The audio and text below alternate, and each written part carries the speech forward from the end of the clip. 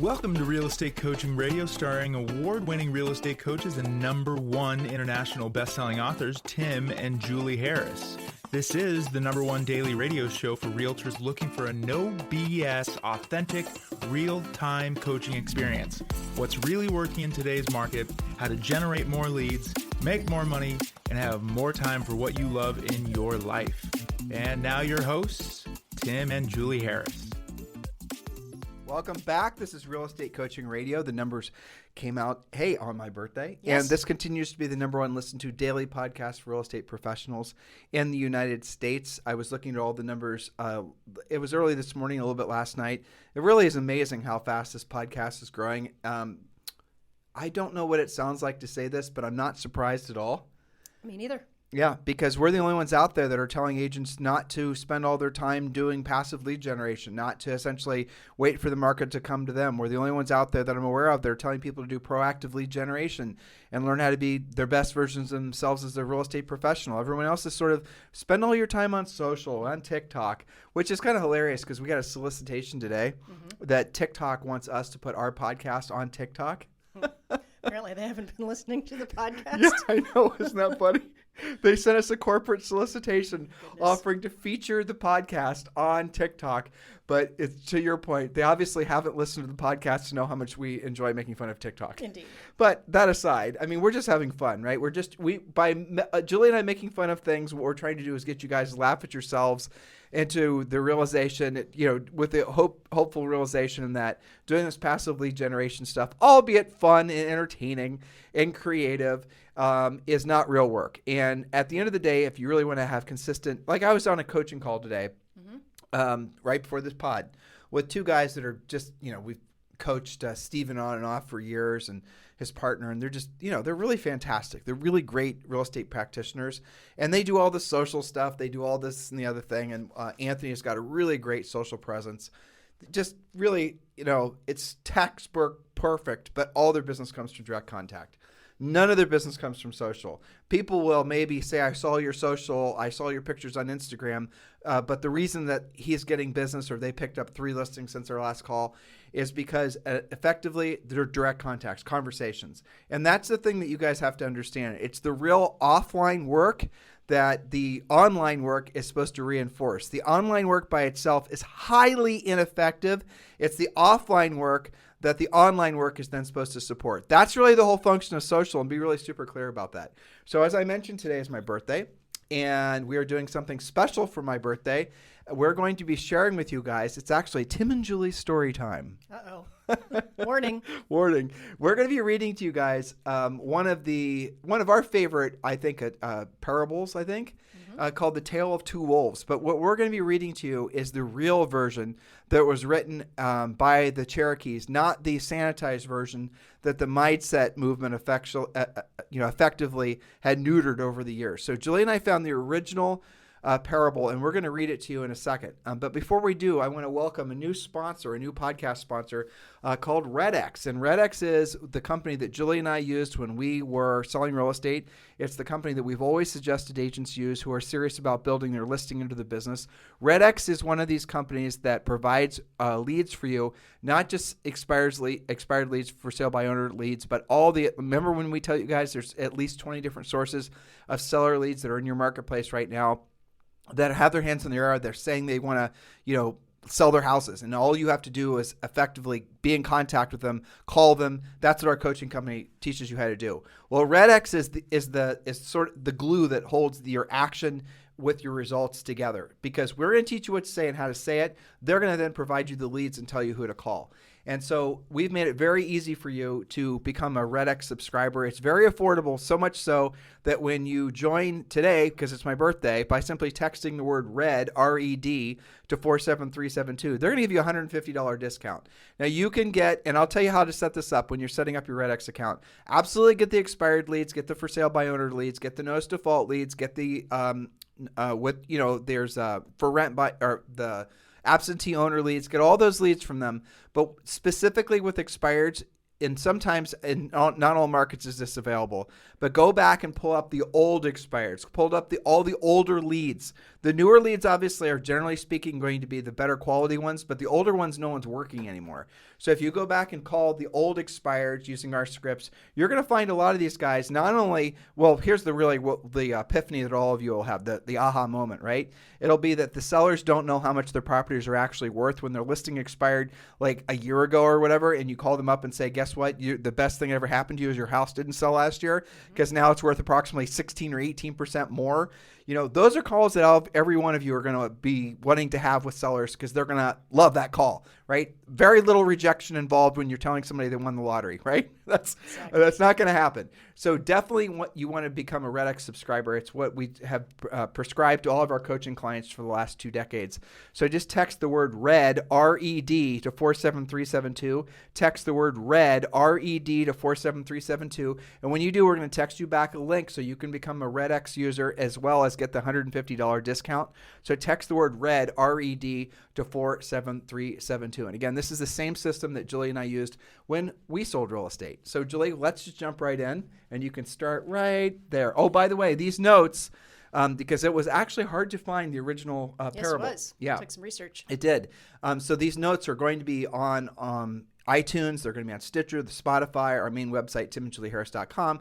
So some of you are going to want to print these notes out and you're going to want to share them with other people, your family, your friends. And I strongly encourage you to do so because this story, as it was originally written, if you understand really the whole intent of it, is incredible, truthfully. Yes, very impactful, I think.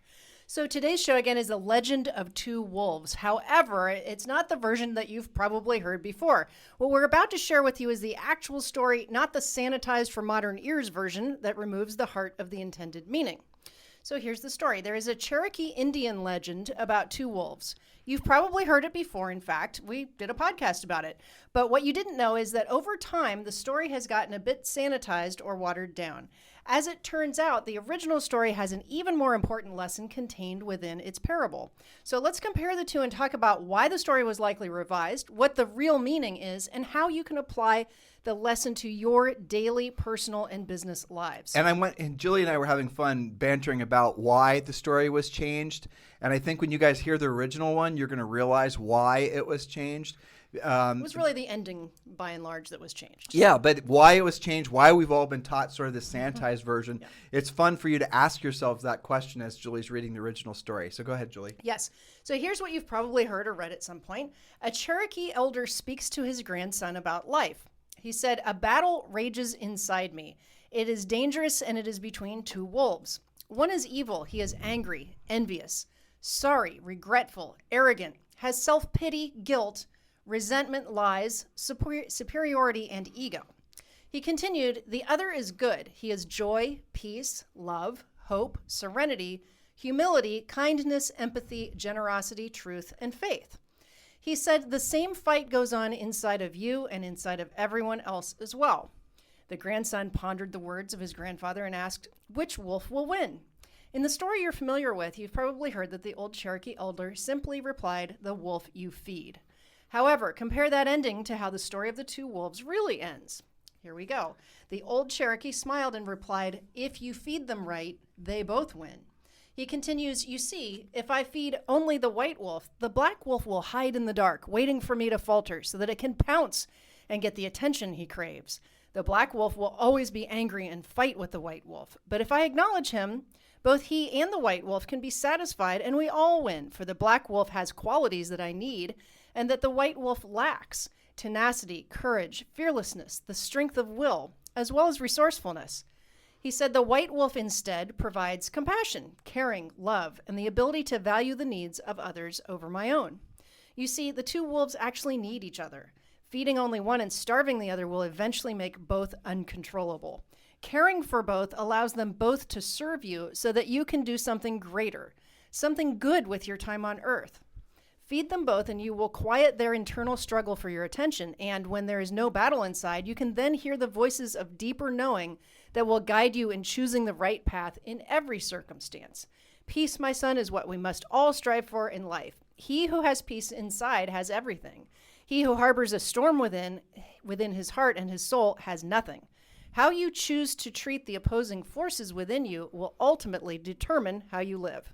So why do you think, Julie Harris, that the sanitized version has become so prevalent? Why is it that the version that most Westerners will maybe, if they've heard this before, why is it that doesn't include the fact that basically both the essentially the good and evil must, not should, but must coexist in all of us? Why do you think that was edited off? Well, I think that society at large has gone to this thought that we can't have any conflict and any type of negativity is bad, and that we get triggered easily by things. And it's also very expedient and kind of woo-woo to just say, it's the one you feed. I think it's just too sanitized. Well, yes. So what I was thinking was because people don't want to acknowledge evil. That's what I'm saying. Anything that makes you feel bad or some kind of consternation must be bad and get away from it. I mean it in a religious sense. Sure. Okay. People only want to, like, and again, we're not going to, this is my birthday, so you guys have to be subjected to Julie and I not necessarily talking about real estate stuff. So I'm not going to be overly sensitive about what I'm saying. Yes. But the reality of it is that in society, people want to believe there's good. They don't want to, in our society right now, people don't want to believe in evil. Right. So they don't want to believe that evil can actually, someone can be evil. Nobody wants to say, I would agree with that. Nobody wants to say that person is evil. No one wants to say that thought is evil, that country is evil, that policy is evil, those people are evil. No one wants to say that. And why don't they want to say that? Because in a way, by saying there's good and there's evil, it's a inference of a belief in religion. And a lot of people don't know that by rejecting the idea that there's evil, that they are in essence basically, they're not really thinking independently. They're in essence trying to parrot what maybe popular culture, who's mostly religionless nowadays, has taught them. And that's the reason I think personally it was edited off. Because here's the thing, and you guys got to think about this. If there's black, there's white. If there's good, there's evil. There can't be one without the other. And there is an honest to God evil that absolutely exists inside the heart of man. And there's been a lot of really great, who is it? Jacob Bernowski wrote about this. And there's a lot of great books that are written about it. But all of you just intuitively know what we're saying is true. I don't want to believe that someone could just be evil. And maybe someone's not just 100% evil. They're evil about specific things. But evil exists in all of us. And here's the thing. It's the, what was the book that I'm trying to remember? The Heart of Darkness. Mm-hmm. Who wrote that? Do you remember? Don't remember the author. What was the movie it was based on? Our movie was based on it in the 60s. It was very good. Someone's screaming at their phone right now. They're Googling. Yeah, they're Googling. No, there was I'll remember it in a second. Anyway, so the moral of the story is that for you to become a truly fulfilled person and to deny that you have within you that you could be evil is in a way of not ever realizing that you can leverage that energy for good. So if you spend your time not really acknowledge, you don't have to feed it, that's true. You don't have to allow it to manifest, that's definitely true.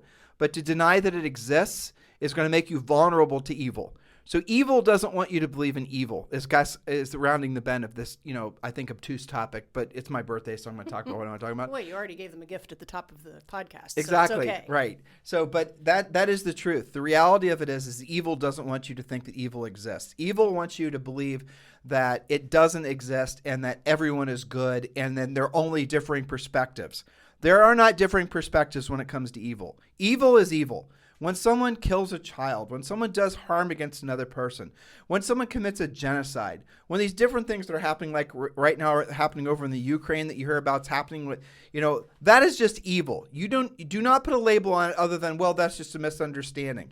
Why popular culture doesn't want to call it out for what it is, you've got to be really questioning that, because what then happens when you say that's evil, then you're acknowledging the fact that there's evil in that person, there's evil in the person that's doing the crime. Look, I'll use this overused example about this, but people talk about Hitler all the time. Pure evil. Yep. Not true. I mean, Hitler is, obviously, I'm not saying he's a good guy, and I'm not saying he wasn't evil, because ultimately he was, but he did a lot of things that if you look at it out of context, and a lot of people have tried to. Hitler, I was hearing a podcast the other day, Lex Friedman, and they were talking about essentially the Nazis and the Nazi scientists, and they were talking about Hitler before he became the Hitler we all know of, and some people were children and whatnot when they came across him and all the rest of it. And he was an artist and all these other things. Nobody thought he was evil. Mm-hmm. So there is evil that was within him, that when he had the power and the influence, he obviously did absolutely heinous crimes. So we all say evil Hitler, right? But here's the thing. There's evil that's happening right now in the world, and we're not acknowledging that. So why is it that we're not realizing that evil is always surrounding us, and that there's just something omnipresent in there's a dark part in all of our souls, and that's the heart of this parable. Use that to your advantage. Realize and recognize that. That way, when you see something for what it is, when someone commits a crime, when someone does something that's evil, you're not going to be lulled into complacency and believing that person just needs to be understood. And maybe they have a perspective, but the reason that they drowned that cat. Or maybe they have a perspective why they acted that way. No, that was just evil. And evil is evil. And you got to see it for what it is. That way you can take countermeasures. Otherwise, you're going to have evil done within yourself, or you're going to allow evil to manifest within you or within your family or your children in particular. When a kid does something that's bad, when a kid does something that's evil, there is no gray area. That was bad, period. I 100% agree. And just because we're taking some liberties here, and you mentioned it's my birthday. Ukraine, okay? Yeah. One of the problems with not acknowledging evil is you are enabling it to sneak up upon you. Right. And I'll give you a very salient case study, all right? Of last week, we have friends that are Ukrainian, okay? Mm-hmm. They live down the street. I had been, as this thing ramped up, I had been checking in on her and her family. And the first, 2 days before the invasion, she said, I talked to everybody, and they said, well, unless you're right on this particular border, you wouldn't know anything was going on. They didn't acknowledge evil. Nobody thought it would happen. Couple of days later, she said, everybody's still okay. And then the real invasion happened. And she said, I talked with my friends, and I believe her grandfather still lives there. And she said they all said the same thing. Not a single person believed it could happen. That's why they woke up. That's why you see people with one suitcase fleeing the country. She said not a single person believed that was going to be real. It sneaks up on you. Same thing with some of the things that Hitler did, of course. That's the thing, is you cannot turn a blind eye to it. Otherwise, it will kick your butt. So let's reel this back into the story. But I love history, as do you, right? Mm-hmm. And we're living in it now. And we're living in it now. We're, unfortunately, if you want to, that's the truth. Unfortunately, we're living in a very historic time. But there was plenty of stories, and you guys can read your own history, about how people in Germany, everyone likes to pick on the Nazis. They certainly deserve it. People in Germany were living one town away from where there were concentration camps, and acted like, to this day, those that are still alive and their grandchildren, they'll say, well, we didn't know that was going on. You're lying. Mm-hmm. You were complicit in allowing that evil to happen. What should they have done? I don't know. I wasn't there. But the fact is, it wasn't just there one day. It wasn't just not a field one day and there the next. There was a lot of things that were tiny little, oh, you know what? Those Nazis, they're kind of, jerks, but let's just put up with it. Oh, then there's this. Let's just put up with it. You allow the evil to build, and it compounds. And then all of a sudden you have concentration camps one town over. Mm-hmm. And that's what happens culturally. That's what happens throughout history. Good people have allowed evil within other humans to essentially manifest and become the norm. And it's because we're complacent and we allow it to happen.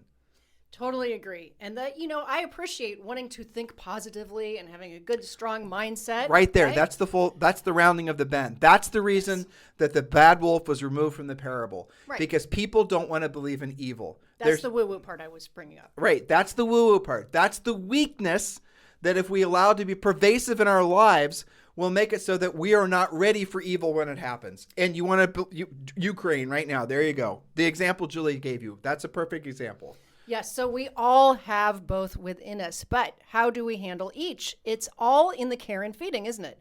So here are some practical, tactical applications to apply to your daily business and personal life. And we came up with 4, but you can certainly elaborate if you'd like to add to some of these. So point number 1, the fear wolf. When you feed it, you'll fail to achieve your goals in life. Instead, starve the fear, but feed the wolf of courage, and soon you'll meet or exceed your goals. During times of change and uncertainty like we're living now, acknowledge the fearful wolf, but feed the courageous one within you. Okay, so here's how you can use fear. You will all, I hope and I pray, get to the point where you have financial abundance and you're rich from having helped, thousands, if not tens of thousands, if not millions of people. And with that, you become rich and you have enough abundance financially that money's working for you. You no longer have to work for your money. And then you're going to cross thresholds where you're going to start becoming complacent because you have so much financial abundance. You don't have to worry about money anymore. But now you're finding yourself wanting to write a book, or you're finding yourself wanting to take yourself to the next level financially, or you're wanting to find yourself you want to, manifest the energy that it originally took for you to essentially create this fortune for yourself. And now you're wanting to use that same energy to build a church or to have some, make some significant contribution to humanity. How do you go and manifest that same spirit, that fighting energy? You can manifest evil, because what you can do is evil and fear are hand in hand. You can create within yourself the fear that it took for you originally to break free of the shackles of being financially dependent and not being rich, right? So what it took for you originally to decide that you're going to be the crab that gets out of the bucket, long-term listeners, you know what we're talking about. Once you've broken out of that bucket, that is an acknowledgement that you now know you can go to whatever level you want to. You will get to a certain level. You will find yourself becoming complacent. You'll want to do something more with your life. How are you going to do it? You got to put yourself back in that bucket mentally and emotionally, not financially or physically or spiritually, right? Don't actually put yourself back in that state, but go back into your inner, put yourself back into the state where you felt that same energy, the fear, and then use that fear to motivate yourself. Fear is one of the best motivators or one of the most lethal destructors of human potential. Use the fear to motivate yourself. That's one of my secret powers, honestly. I can lean back into feeling fearful back when you and I got married 31 years ago and we had no money, right? Or how I grew up was mostly with no money. So in those particular states, it's very easy for me when I'm looking for, well, why the hell am I not getting stuff done faster? Or, Julie and I need to come out with a new book or whatever it is. I can put myself back in that state and I can give myself the right dosage of fear.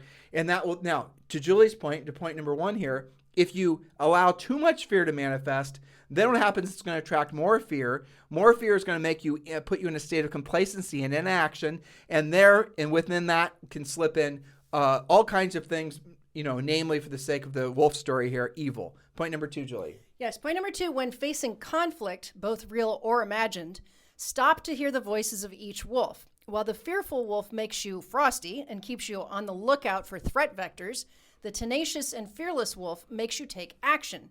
You need both, but in different ways. And I was thinking about what you just said about how you can manifest those feelings to find your motivation. That's because I would know, I've been married to you forever, right? 3 decades. Okay, is that you've learned how to regulate that. You've learned how to, for the fearful wolf or for the black wolf in the story, maybe he's got one of those little treat things that, he pushes on it and he gets a treat every now and then, but just enough to keep it going without overindulging. And maybe the white wolf over here, which is when you are creative and motivated and that's when you're getting things done, maybe that wolf gets a few extra treats. But it's all about regulating how you're going back and forth, the acknowledgement that can be a motivational factor without letting it get too far and spinning out of control. So let's give a coaching example since you were just touching on that and you inspired a thought.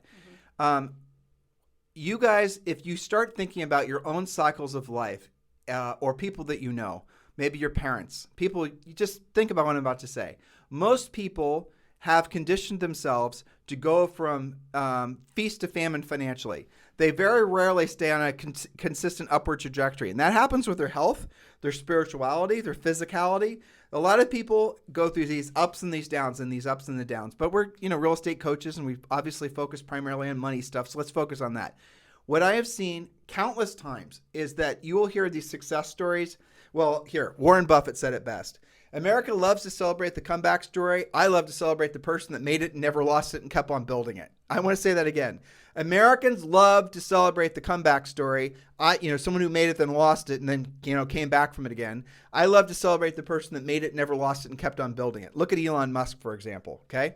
So the moral of the story of what I'm trying to tell you with all this is that if you allow fear to become so omnipresent and powerful, and that becomes the very drug, to Julie's point, that you need to feel motivated, you will build, you will create, you will maybe have this beautiful world around you, a beautiful family, beautiful life, great lifestyle. But if the thing that took for you to actually build all of that was this huge, fearful dread feeling, And all of a sudden you've arisen past that, so you no longer have to feel it because you've got enough abundance in your life.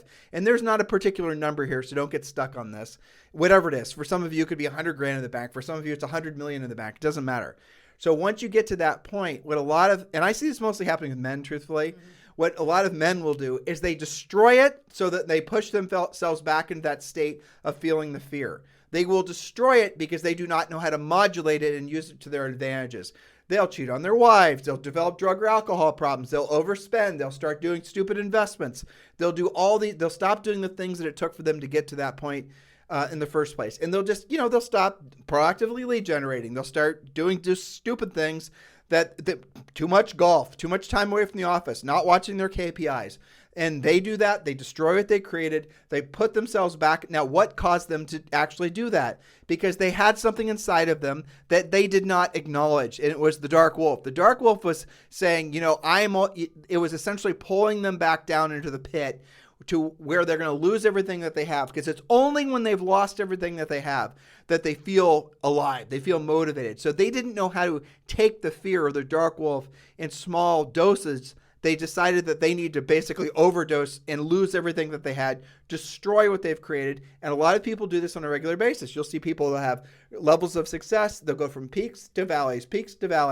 That is not necessary. That is absolutely abnormal to act. Well, it's normal, unfortunately, but it's not required. You can have consistent, ever-increasing levels of success day after day, month after month, year after year. It doesn't have to be these peaks and valleys. No, eventually, obviously, it all comes to an end, but along the way, you could certainly continue to build this up. So that's what Julie was talking about when knowing how to use fear to motivate yourself. That's how you can balance the good. And now, if I just sat around and said, change of voice, be ready. Hey, Julie, I'm going to manifest, and I'm going to sit around and I'm in my dream board, and I'm going to write down all the things that I want, and I'm going to sit around secret. You guys remember that? And I'm going to sit around, and I'm just going to allow the universe to bring me everything. There is no evil. There's good in everything. I'm just going to think about what I want in life. I'm not going to take the actions. I'm not going to, you guys see what happens? That's the woo-woo part of it that essentially neutered the essence of the story.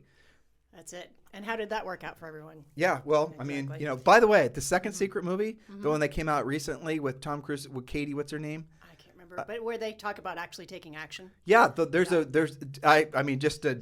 we can bag on The Secret. The fallacy in The Secret that came out in it was like 20 years ago was there was no taking action aspect of it. But I'd have to say that, like I said, the movie that came out most recently, which was Rhonda Byrne, I think that's right. Yeah, she came out with a new one.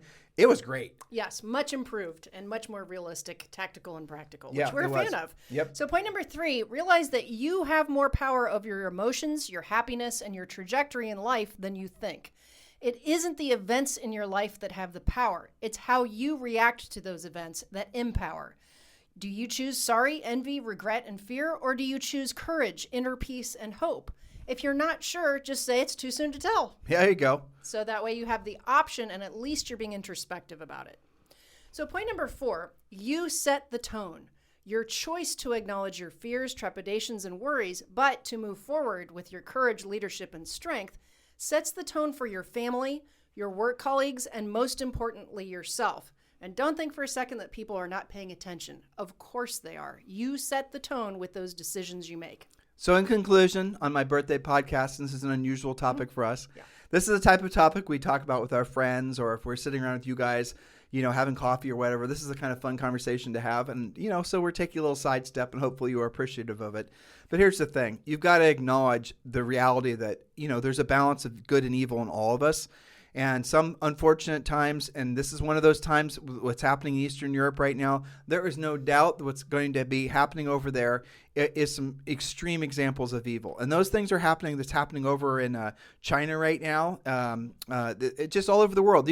For us to not acknowledge them, for us not to call them out for what they are, for us not to see them for what they are, they then can manifest. And then they can manifest in other people. So somebody's over there. Where's the Chinese? You remember the Chinese people right now that are being persecuted? I can't remember the name of it. Yeah. I have to look it up. They're basically being forced into slave labor, and essentially there's evil. a genocide that's going on over there, supposedly. Nobody knows for sure, but that's basically what's, Yes. So pure evil, absolutely. So what happens is that someone who maybe was not inclined that way is in that environment, like the two German towns that are, the Auschwitz is here, and here's like, some village that's a couple towns away. The people that are in the couple towns away, the kids, they know what's going on over there. They just think, well, the adults don't do anything about it. So that must be an acceptable way for us to treat other humans. That must be okay. That must be the way that people are actually supposed to act. Now you've essentially allowed some little kid who's the future of, that little town and the future of, the world basically, to believe something that's evil. That's the reason that when you have evil, when you come across evil, see it for what it is. And don't just sweep it under the carpet, and don't just forgive it. Don't just basically say the person needs more hugs and, needs to basically fill out their gratitude journal. The reality of it is that within all of us is evil. And when that evil manifests, nip it in the bud, especially in your own family, right? Especially within yourself. But at the same time, acknowledge that the evil, which manifests itself, and Julie read you guys how the evil wolf, you should read this, how he manifests right here. This one right here. Read that quote again. The evil wolf is angry, envious, sorry, regretful, arrogant, has self-pity, guilt, resentment, lies, superiority, and ego. This sounds a lot like describing the whole victimhood mentality. Exactly. And that it's not your fault. So we've been using extreme examples to grab your attention, but those words that Julie just used, think about how prevalent those are in our society right now. Envy, regretfulness, arrogance, self-pity, guilt, resentment, lies, superiority, and ego. Didn't I just describe social networking? I mean, seriously. Isn't that every TikTok? I'm just joking, trying to make you laugh. But so don't you guys see what happens? So it's evil isn't just the concentration camp, again, using that as an extreme example. Or evil isn't just what's happening probably over in Ukraine. Evil is all those little seemingly forgivable emotions and behaviors that manifest from it. And then what happens when someone is living in a life of envy, sorry, regretfulness, arrogance, self-pity, resentment, lies, superiority, and ego? What happens to that person over time? Do they become a productive, useful person in society? Do they live a life of wanting to be of service to other people? No, they become worse. They become more evil. That then becomes pervasive, and you start seeing that take over a complete society. These types of things, these cycles have actually happened before. I was watching a really great video yesterday. I posted it on Facebook. Mm-hmm. I'll post it on Instagram too, okay, assuming it lets me. It might not. By Ray Dalio. If I can't post it someplace where you guys can see it, just go on YouTube and Google Ray Dalio. Look at the last video that he posted, and he's been writing about, it's pretty incredible. Watch his last video. Do not get mired in the political leanings of, Ray Dalio or all the people that try to put him in some new world order shoebox or any of those types of things. Listen to what he's presenting in the video, because he's basically giving you a history lesson. And what you'll see is societies on a whole, all the way back. I mean, the Earth is 5 billion years old, and we've been on this planet humans have been around for 5,000 years or something? It's like nothing. Yeah. And if you look back upon the all recorded history, it's always followed every great civilization. And let's just talk about the Western civilizations have always followed very similar patterns. And you could make the argument, I think, when Ray is making the argument, United States is following the inevitable pattern that does not lead to great outcomes for a country, right? And so he's making the argument that we're on the same path to essentially becoming an also-ran. Yes, but he makes a historical argument, not just his opinion. Right. That's why I appreciate listening to him, because he's very detailed and factual about it. And one of the most relevant things that happens with a society that makes it so that it's on the decline is when there is a omnipresent sense of dread. And what one side has always done, not just in our country, but going back again to the beginning of human history, is the politics have always tried to pit the haves versus the have-nots. So the have-nots are going to be, they're victims. They're in a have-not position because the evil people with the money and the whatever are the ones that are essentially hoarding it all, and they're taking away from that. And those types of recurring themes have been, prevalent in Western civilization, going all the way back to, ancient times. And it's very important that you guys watch that, understand it, realize where we are in this sort of parabola of time with regards to a societal evolution, and watch his video so you'll understand. And well, he did leave it on an optimistic perspective. We don't necessarily have to go into the trash heaps of countries. There are certain things you can turn things around. But one of the things he was saying, and he didn't say it as overtly as this, but this is what he was saying. You have to acknowledge evil. You have to acknowledge the things within your own soul, with your own behavior, within your own family, with your own society, within the world that causes the good to be drowned out. And it all starts with your own behaviors, right? Are you believing that, for example, you can't get that listing because, whatever excuse you've created in your head? Or are you believing that you, as a skilled licensee who knows is in your highest and truest purpose on this planet as a licensee, or as anyone, is to be of service to other people, if you're in alignment with your mindset of gratitude, and if you're in alignment with your mindset of being of service to other people, evil cannot coexist within your heart. It'll still be there, but it'll not be the driving force. Versus the regretfulness, arrogance, self-pity, resentment, lies, superiority, and ego. I wanted to end the podcast with a reminder that the other wolf is good. He is joy, peace, love, hope, serenity, humility, kindness, empathy, generosity, truth, and faith. And it's all of our job to lead with that while still acknowledging evil is there. And I am hopeful. I mean, look at how the world did react to Ukraine. Everybody thought it would just be one and done. That's it. Just let the evil take over. But I am hopeful that there is some level of acknowledgement, and I don't know how it'll all resolve, but that's something that I'm keeping an eye on. The unintended consequences of what's going on in Ukraine are just not going to end Staggering. with basically some sort of you're going to see all the Western countries, regardless of whether NATO or not, are definitely going to be essentially building their own borders again. They're going to be reconstituting their own military. You're going to see all sorts of things happen because there was this Ukrainian thing. And let's just assume that it ends, that the Ukrainian, what's the guy's name? Zelensky came out and said, you know what, I guess we can take the NATO thing off the table. We're fine. We won't ask to be part of NATO. So they're trying to resolve that, and they're trying to placate Russia. And let's just assume all that plays out. But all those other countries, including NATO now, they're all having these internal conversations saying, what the hell just happened? How did that happen in 2022? How did that happen in a modern era? That is something we didn't think would ever happen again. It did happen. One country is going to take over another country. How crazy is that? And now we're going to have to, this is how these European countries are going to start to act. And when that starts to happen and they start to build their militaries again, that does change the contextual nature of governments, of the political leaders, of what a society, Elon Musk, you pointed this out and I researched it. Elon Musk, I'd say on the surface, we can believe that he's the super green hero, superhero, right? He is Tony Stark. He is Tony Stark, but he's the Tony Stark on the surface. The green hero, yeah. The green hero, right? Electric cars and all those types of things. Mm-hmm. But he came out and said... He said, I know that this is going to hurt my company, Tesla, but, we really need to be energy independent around here, and we ought to fire up those gas and oil lines so that we can take care of ourselves. And the nuclear power plants. And nuclear. And he said, I understand this is going to hurt my company, but I believe in the greater good. Let's get this figured out. Right, because electric and being able to essentially be wind and solar is so far into the distant future. The technology is just not there.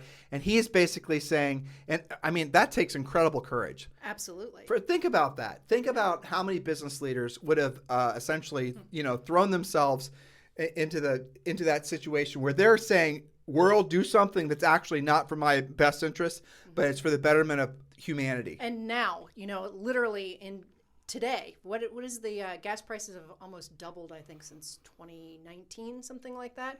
And food prices and all of this, we have to deal with what's happening now. We might go towards more sustainable energy, but that is so far down the road that what is the suffering that will happen between here and there? Yeah. And I thought it was very respectable that he came out and, as a leader, because that's acknowledged that he is, and said, this is what needs to happen. It's incredible, guys. These are all the unintended consequences of allowing evil to manifest. It's going to, all these little different things that are going to happen, they're always constantly happening all the way around us. Acknowledge it for what it is. Acknowledge it within yourself. Use it for, you can occasionally scratch the head of the good wolf and occasionally scratch the head of the bad wolf. Obviously, you want to have both of them, be happy so the one's not hanging out in the shadows and wanting to jump at you when you're not paying attention, because that is also what happens. That's the reason that a lot of people will destroy themselves. But guys, this is the reality. The truth is that you are in the right place at the right time at a blessed time in history. Why? Because there's going to be more people, and this is, real estate, right? There are going to be more people wanting to buy and sell real estate over the rest of our lifetimes than has been at any time in the history of humanity in your town, in the United States, around the world. There are so many positive forces that no matter what happens geopolitically, no matter what happens with interest rates, no matter what happens with alien visitation, yes, that happened last year, no matter what happens anywhere, you are going to always have homes to sell. You're always going to have an ability to make a living. You just have to put yourself in a position where you're going to remove your ego, which is in the category of the, according to the Cherokee elder, of the evil wolf, right? Mm-hmm. The dark wolf. Ego is a big part of it. Isn't it ego ultimately that's preventing you from wanting to learn how to actually be a proactive lead generator? Isn't it ego ultimately that's actually causing you to not want to actually have conversations with people about buying or selling real estate? We told you at the top of today's podcast about RedX. RedX will provide for you expired leads. Some of you, hopefully you knew. By now, you know what an expired lead is. How many of you, and they provide a lot of their leads than just expired leads, but how many of you, if I put a stack of expired leads in front of you and I gave you the script, how many of you would say, I'm not going to do it? Why won't you do it? Write down the list of why you won't do it. Here's what you'd write down. I don't know what to say. I don't know how to say it. You're okay, practical things first, but then you're going to get to the heart of it. I don't want to be seen as a pushy salesperson. I don't want to see myself having to do real sales work. I don't want to be judged, or all these types of ego thoughts. You see what happens? That's the evil. The evil is then replacing the good that comes from you being a proactive lead generator. For example, replace that with, I'm going to call this seller who tried to sell their house, and I'm going to help them. You guys see it? You guys see both of these things, how it operates simultaneously in our minds? And if we allow the evil to manifest, if we allow the ego to manifest, then what's going to happen is you're going to then get an email from someone selling you a bunch of buyer leads, and you're going to say, yes, please. Or someone's going to send you some training on how to make a bunch of TikTok videos, and then the world's going to pour leads on you, and you're going to say, yes, please. Because your ego shut down your potential to actually allow the good within you and the truest, essentially the essence of yourself, which is being of service to other people, to manifest. So hopefully this resonates with all of you. Hopefully. Do something about it. Do something about it. This is our this is Real Estate Coaching Radio, by the way. By the way. And thank you for continuing to make this the number one listened to daily podcast for real estate agents in the nation.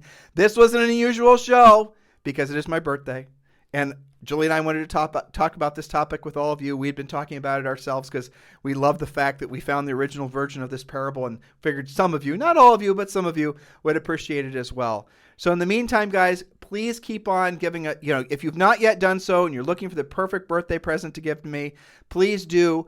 Go to iTunes, go to Spotify, go to Stitcher, and give us a 5-star review. We'd certainly appreciate it. And also, if you're listening to us on YouTube, more and more of you are finding us on YouTube, do subscribe to the channel. Do leave a positive remark. That is something that really helps us, by the way, to be more in alignment with our purpose, with our highest and truest purpose, which is being of service to other people. So the way those work, if the more 5-star reviews you give, the more those iTunes and all these other widgets decide that, well, this is a good podcast, I'm going to share it with more people. That's the reason this continues to be the number one listened to daily podcast for real estate professionals, because you guys continue to make it the number one listened to daily podcast for real estate professionals. It's not Julie and I.